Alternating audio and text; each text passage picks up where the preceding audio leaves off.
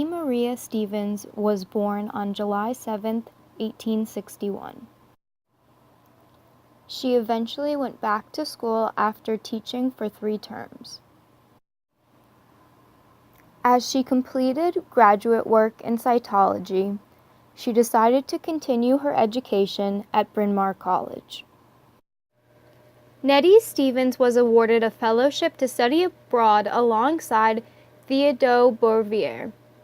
While studying the role of chromosomes in heredity, it is likely that Stevens was influenced to do her own independent research on genetics. There must be a connection between Mendel's factors in the structure of cells. I mean, I already know the amount of male sperm and female eggs have the same amount of DNA, but what else? There must be something about the structure of the cell that determines the heredity of gender. And now, receiving her PhD in cytology, Nettie Stevens. Thank you so much. Right after her graduation, Nettie Stevens started looking for research positions right away. Stop. No women allowed.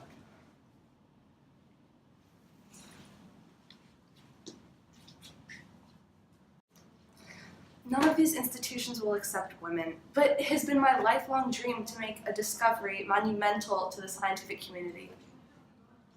Luckily, after quite some time, the Carnegie Institute gave her an assistantship, but only after recommendations from Thomas Hunt Morgan, Edmund Wilson, and M. Carey Thompson, the president of Bryn Mawr, convinced them. Thank you. Thank you. Thank you. Stevens started researching sex determination in mealworms at the Carnegie Institute in 1904.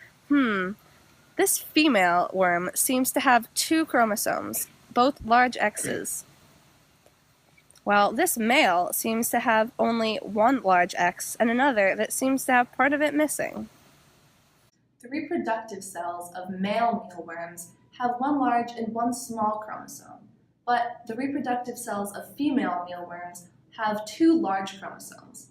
This must mean that males determine the gender of their offspring and that sex is inherited through these chromosomes.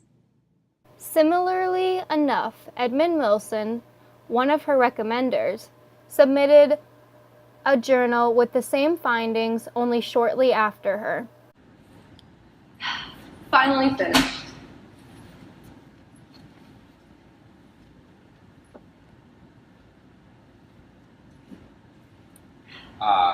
Finally finished.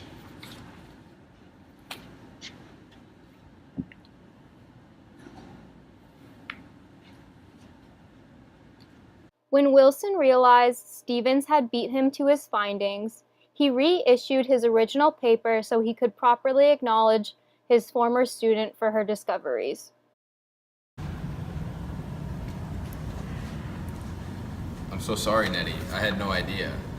Thank you for correcting your mistakes so that I can receive the recognition that I deserve. In 1912, a research professorship was created for her at Bryn Mawr so she could continue to work.